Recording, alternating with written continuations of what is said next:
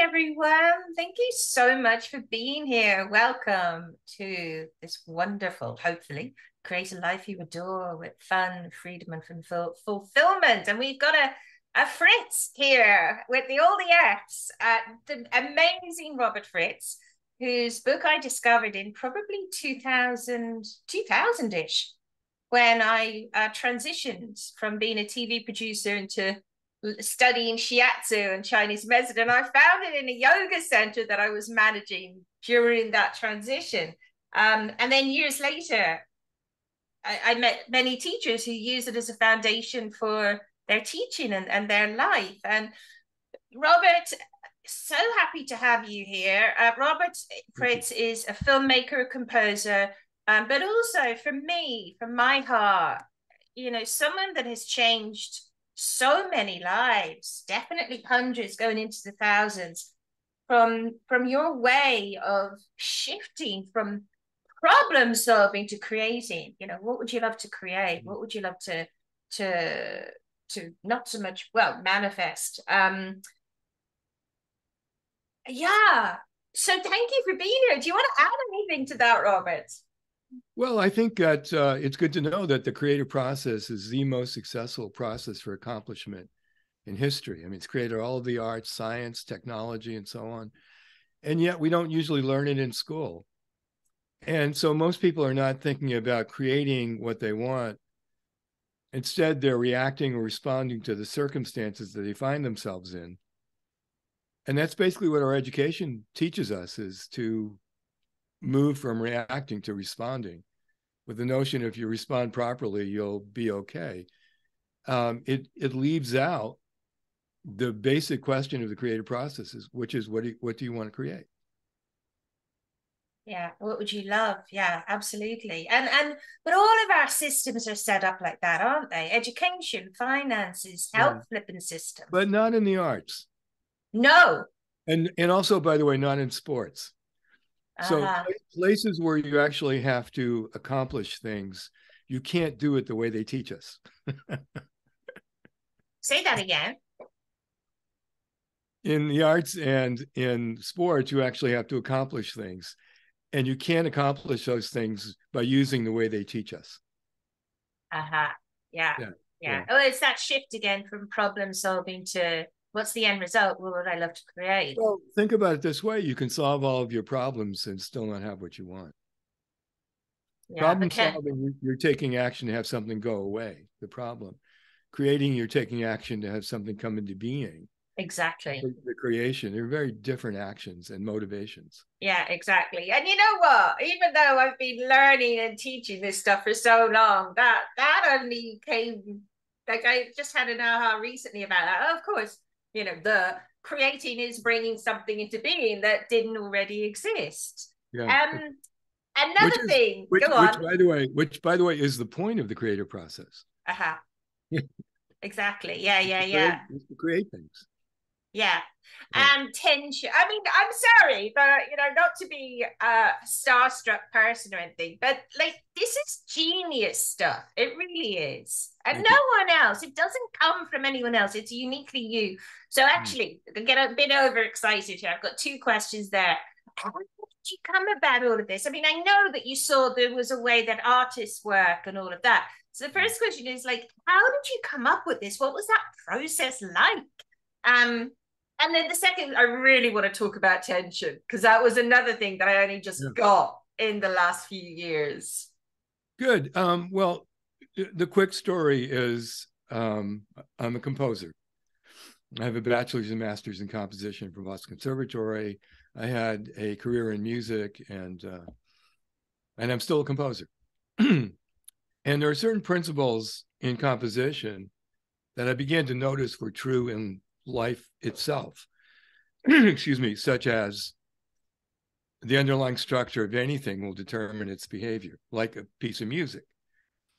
The form of music really creates movement, creates a sense of tension, which then needs resolution. Da da da da da da. You want to resolve that.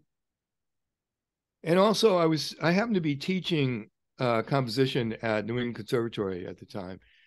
And I wondered if the same process my students were learning to write music could be used by everybody in creating their lives, basically a compositional technique. And so I created a course, and I taught some folks to teach the course. And this is in the Boston area. And then some folks from MIT started taking the course. And then the next thing I know, I was invited to form a company with Peter Senge, who's a professor of system dynamics there, and Charlie Kiefer, who's another person, and David Stroh. And so I wasn't that interested in organizations as such at that time, but I was Just stop interested you in, there. but I was interested in productivity. Now, is So that the Peter saying Senge? yeah, Peter Senge. Yeah, It's linked a, to the synchronicity in business book and everything. Yeah, yeah, yeah, yeah, yeah, yeah. Oh my yeah. God, geniuses. My folk. Wow, carry on. Excuse me for interrupting, but I Yeah, had to no, just. then I did begin to look at organization structurally. It's like almost like a bad composition, for the most part. Of And course. the way we started to really redesign the way organizations could work in terms of the parts fitting together rather than inadvertently fighting against each other. Well, in the meantime, I developed what I describe as structural dynamics, which is really the study of structure. And what it means is, what it really shows is that people are much more influenced by the underlying structures they're in than by their psychology or their past or their karma or their astrology or whatever. And the proof of that is, if I take somebody out of a certain structure and put somebody else in the same structure, they begin to perform exactly like the previous person. You see this in companies all the time. They did their best to try to improve their performance. It didn't work. They replaced the person, and the new person 6 months later is acting exactly like the old person. And what that means is that no matter what we say about what causes people to do what they do, it's their genetics, it's their education, it's their culture, it's whatever it is not as influential as the structures that they're in. Wow. And now, in addition to that, I discovered two primary structures. One is oscillating and the other is advancing. And they are very different structures. One's like a rocking chair and the other is like a car. So the one like a rocking chair means that success is not sustained over a period of time and is reversed. Yeah. And so this is the great triumph that turns into a disaster, the great love affair that turns into, not something nice, Yeah. et cetera, et cetera. And people think that somehow it's personal, something they did wrong. It's in their Yeah. past. Yeah. They're the common denominator. And it's not. It's in the No. structures that they're in. If you're in a rocking chair, it's nothing personal. That when you go forward, the tendency is for it to go backwards. It's nothing personal. When you're in a car, when you drive down to the market, the car does not suddenly want to drive home. It stays wherever you want it to stay. It goes where you want it to go. And those are two very different structures. And those illustrate the difference between a structure that oscillates, that's in which success is not sustainable, and a structure in which success is sustainable. Yeah. Yeah. And, the way I see it, it's funny. At the time I wrote my first book, The Path of Least Resistance, during those times, a lot of people in the human potential movement were talking about resistance, like overcoming resistance. And you would hear, and this is in the 80s, all you'd hear about, resistance. I went to a dinner party. Excuse me, I gotta clear my throat. So I went to a dinner party and the guest was offered asparagus. And he said, "No, thanks. I have resistance to asparagus." Oh my God. And so I started thinking about this notion of resistance and realized in physics, in the natural world, energy always moves along the path of least resistance. So how you got to where you are today is by following the path of least resistance based on the underlying structures you're in. Yeah. If you try to change your behavior without changing the underlying structure, it'll just revert back to the original behavior. But if you change the underlying structure, it creates a new approach, or you have a completely new way of creating those things that matter most to you. Can you give us an example of that, of someone, of what you just said? If they don't change that structure, it doesn't matter what they do. Well, you see, you see this all the time with people adopting new habits, and you might run into your friend and now they're all going to do yoga for, forever. And you run into them a year later and now it's Tai Chi, and you run into them a year later and now it's poetry, and you run into them a year later and now it's, and the thing is that there's nothing wrong with yoga or Tai Chi or poetry, all wonderful things. But the underlying structure was that they were choosing those things in a structure which doesn't sustain end results. Yeah. Like a rocking chair. In fact, movement forward exacerbates movement backwards. Yeah. That's another section that I studied and read and reread and reread. And I mean, what's interesting is just when we look at our own lives and we look at what we have and haven't created. Like, for instance, I've created success and as much more money than I could spend so many times. So then as soon as I did, I got worried. I thought I better start working on myself again. And the personal development world makes this worse because it says, oh no, you need to be, you're broken, you need to be fixed, and then you can have what you want. Exactly. It's exactly what it says. Yeah. Like there's something wrong with you. Yeah. And I mean, frankly, there's nothing wrong with people, really. They might be instructors that don't work well in ways that are consistent with what they want. Yeah. But for the most part, there's nothing really wrong with them. The proof of that is when they have the ability to create, they create good things. Exactly. They want good health. They want good relationships. They want meaningful work. They want good quality of life. They want to help other people. And people tend to be altruistic as well as, self-focused. And the notion that there's something wrong with you and you're not going to be able to live your life well until you fix it. I mean, it's good marketing on the one hand, but it doesn't necessarily lead to what you want on the other hand.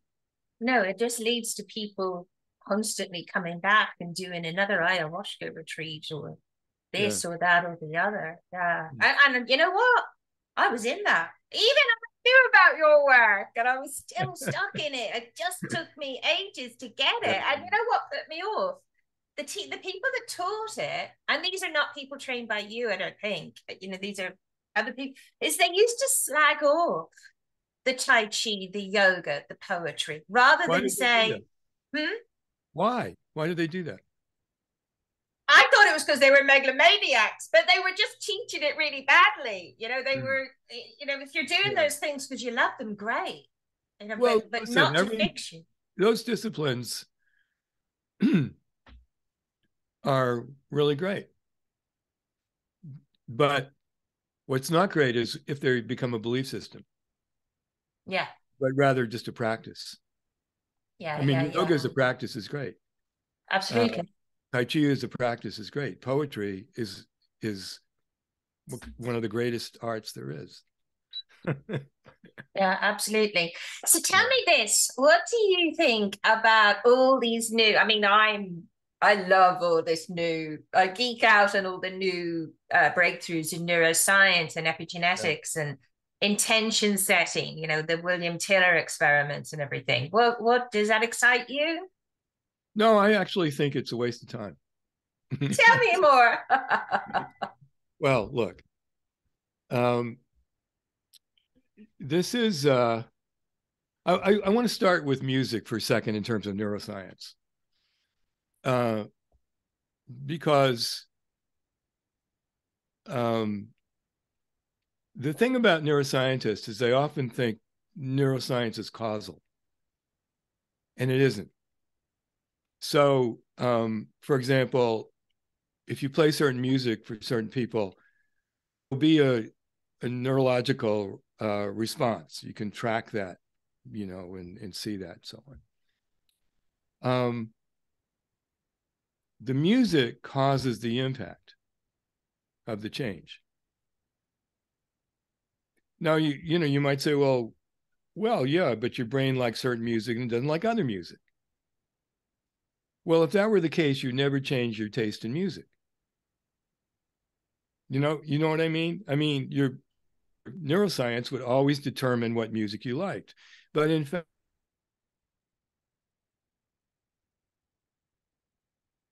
Oh,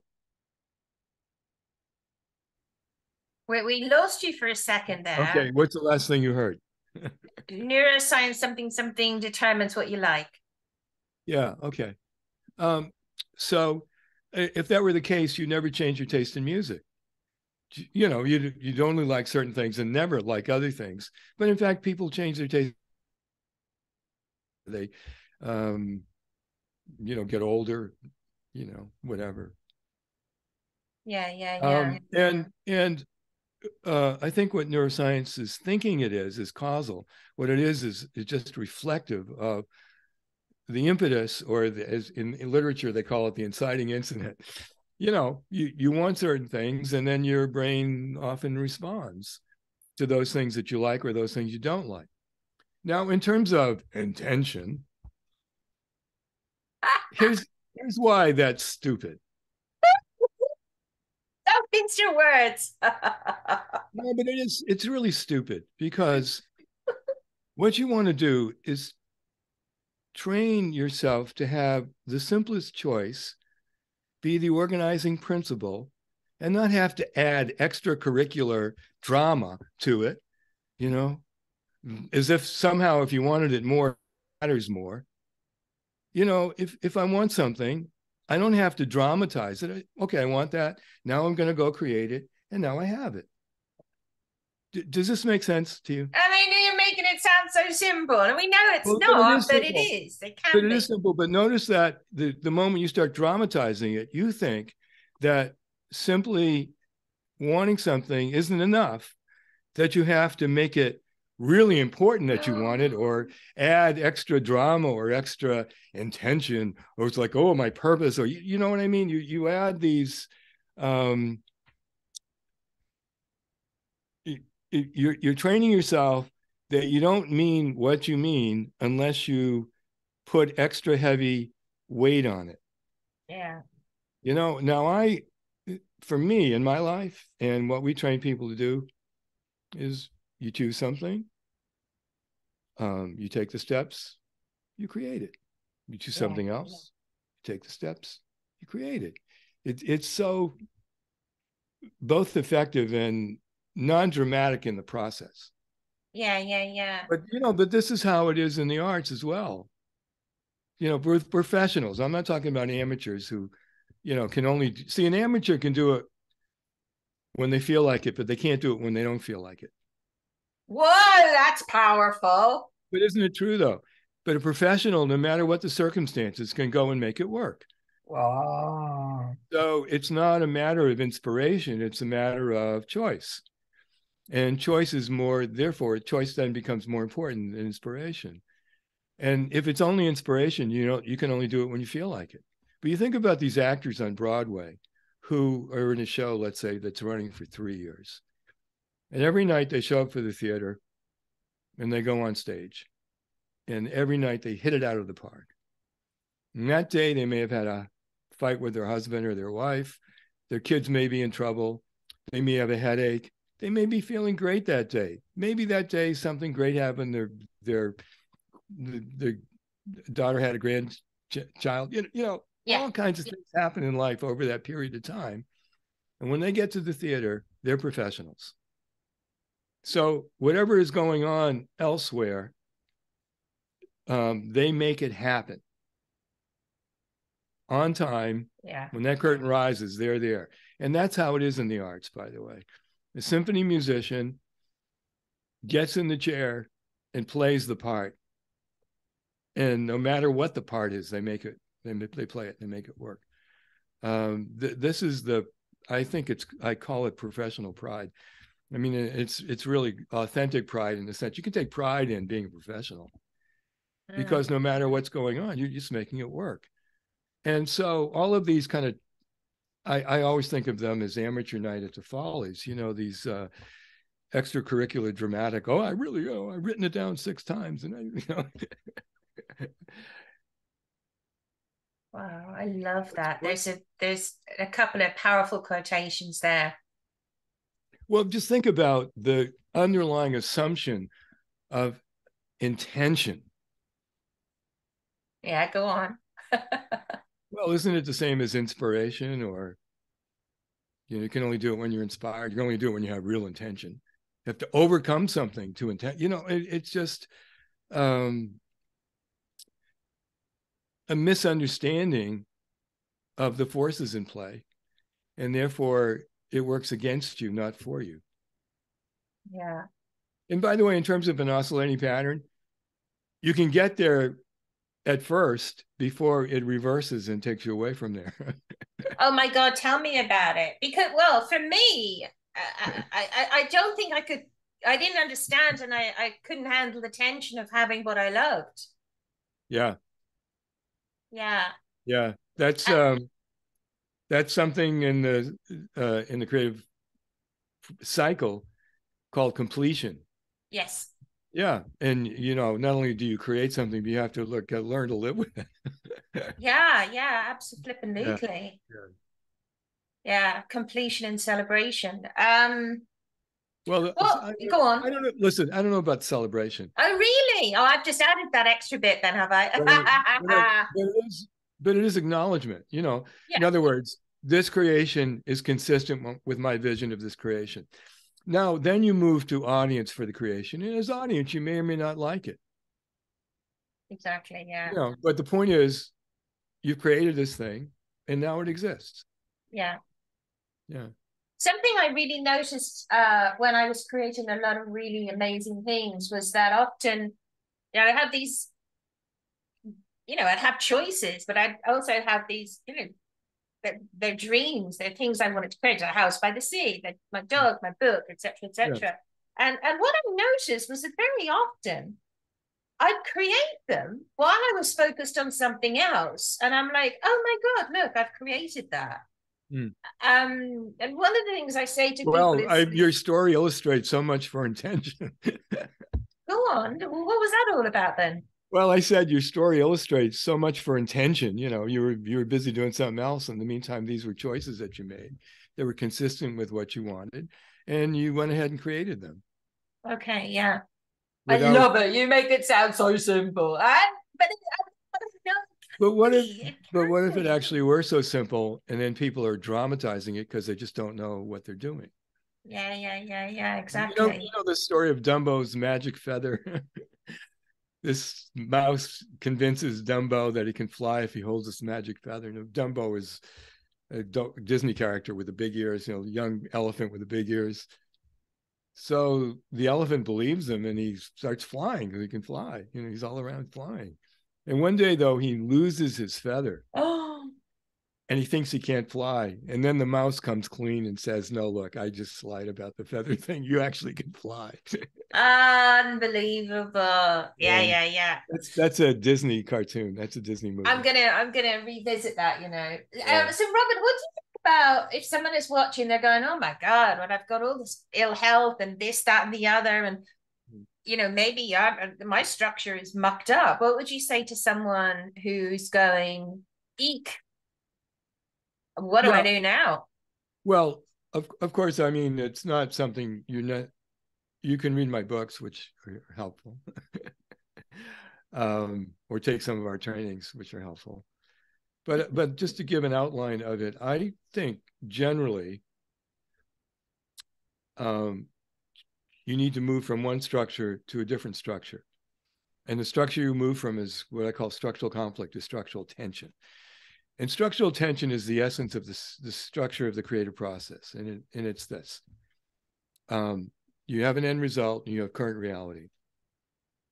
And in the beginning of the creative process, they're different, because the reason you create is for something to exist that does not yet now exist. And by the way, this tension is structural. It's not anxiety. It's not psychological. It's not feeling structure. It's like stretching a rubber band. And the tendency of that structure is to want to resolve. Okay, so there's two data points here: knowing what you want and knowing what you have. You have to be honest about this, and you have to be honest about this. The good, the bad, and the ugly. This is, by the way, why positive thinking doesn't work in creating structural tension. I was such a positive thinker when I came across your work. But you're distorting reality. One of the data points you need to really be able to make adjustments in your creative process. Totally. And then, of course, this motivates actions you take and so on. Okay. So I would suggest starting off really small and make lots of creations. It's like learning how to swim. Yeah. The more you start at the end of the pool, you're not going to drown. I love that. Yeah, of course. So you create this and you create this, and maybe it's a dinner party, maybe it's a room in your house, maybe it's making a painting or something. And but the key there, though, is not to improvise. Improvisation is great, but this is not improvisational. This is a compositional process. So you really have to understand what you're after and where you are in relationship to that. And you don't have to be super clear about this, but just clear enough to know what you're talking about, what you really want. And you're not programming the subconscious, or you're just creating like an archer, stretching a bow, aiming the arrow at the target. With adequate tension, the arrow will get to the target. This is metaphor. It's not a metaphor. It's an illustration of physics. Yeah. This is really how physics work, So have a tension, it will strive for resolution. Yes. And the more you create, the more you begin to learn that structure. And then eventually you can migrate and live there. I mean, first you'll be visiting it, but eventually that just becomes your state of being or your way of life. Wow, I love it. I love it. Oh my God, it's such a gift to be actually discussing this with you after all of these years. What's the question that you wish I'd ask you? I don't have any. So, go on. Yeah. Well, I'm in my life. Not only do I create these kinds of things that we're talking about, but I'm a full-time composer and full-time filmmaker. I just did a film in Japan. It's so funny. I'm going to tell you this little story, but we have a lot of students in Japan and so on, and we were there a couple of years ago. And I came out of a restaurant and I just thought, gosh, I really love to do a film in Japan. Now, as it happened, one of the people in my workshops ran a theater in Tokyo. So he and I got together and we picked out certain actors. What I often do when I make a film is I get the lead actors first, and then I write the script for those actors, which is the way I like doing it. So we picked out some lead actors, and on the way home, I wrote the script. And I was going to come back the next year and film it. But the next year, COVID happened. So now, I've got a delay. I think it was a 2-year or 3-year delay. So this past fall, I was able to go back to Japan and do a number of things. Some of my books came out. I did a number of workshops, and I made the film with these wonderful actors. By the way, the film's in Japanese. So I wrote it in English and it translated into Japanese, and I directed it and so on and so on. So the film's been out since January, and it's already won 10 awards at film festivals. My lead actress has won 3 Best Actress awards. My lead actors won 2. The film has won Best Asian Film from one festival. I won a Best Director award. You know, on and on it goes. And it's just come out. And it's a wonderful film about a poet, very famous Japanese poet, who's lost her muse. And she meets this young poet, and she's trying to pass on to the young poet what she knows, but she's eventually unable to do that. So then she goes to a Zen center and studies with a monk and sort of reconnects with her muse, and then comes back to Tokyo. And that's basically the essence of the story. But God, it's I a love it. fabulous, fabulous film. So that's what I do in the rest of my life. But, Wow. you know, it Oh, uses exactly the same principles that we're talking about. yes. Yeah, I was Make a thinking film, that. you can make dinner at night, the same principles. You can make a vacation. I mean, you know, end result, current reality, Yeah, action. that's It's, what I'd love. Do I mm. have the ingredients? I cook it, Or create. what ingredients do I have? And do I need to action step, get some others, or invent things that, you know, work around that I don't have? You know, whatever it is. Yeah. But the point is, it's exactly the same structure as doing that, or writing a symphony, or writing a, you know, a pop song, or, you know, Yeah. whatever it is. My wife, Yeah. by the way, You what? my wife, by the Yeah. way, um, decided a few years ago that she was interested in weightlifting. And so uh, she's 74 now. And this past year, she won the world titles in I'm deadlift and bench press in her age group. Now, getting tingles. she did that by a lot of Yeah. work, by the way, but Yeah. she's always holding structural tension in terms of, here's the outcome, here's where I am. And she has a trainer, and, you know, she's won a few titles now over the years, but now last year she won the world titles. But that's an example, though, of exactly the same principle. Now, it didn't happen because of intention. It happened because of a very simple choice and a lot of work. Yeah. Take those flipping action steps. Wow. Oh, I love it. I'm so over the moon that you chose to join us. Thank you so much. Oh, pleasure, pleasure. And you have a free gift for our lovely people. I'll share that link with them. Would you tell Yeah. them about that? Thank you for Yeah, that. this is, I think this is a very inspirational film for them to watch. And it is a story of how the creative process has been used in world development in Uganda for the last over 30 years. Now, here's a place where people have limited resource. There was instability in the country. There was waterborne diseases. There was seasonal starvation. And what happened was we introduced the creative process to Ugandans who were involved in this project. And so it's an indigenous project, but using our approach. And it's completely changed tens of thousands of people's lives in this rural area in Uganda, and is now also being used by the government. Just now, one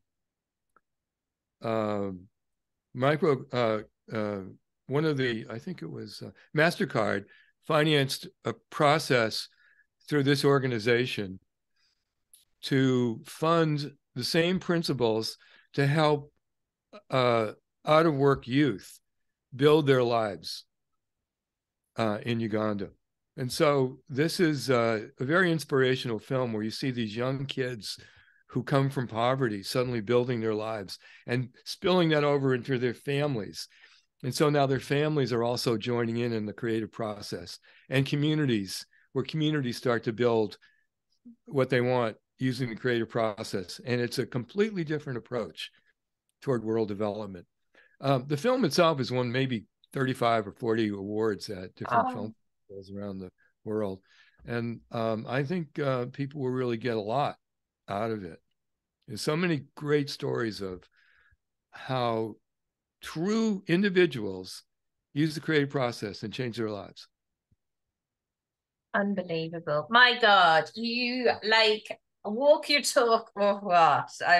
Thank you so much. Thank Quite you, welcome. Robert. It's been just such an honor, such a privilege. Thank you so much for joining us Thank you. today.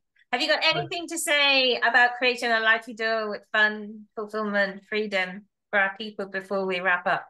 Well, there is a course that I recommend that a company that is associated with offers called Creating Your Life.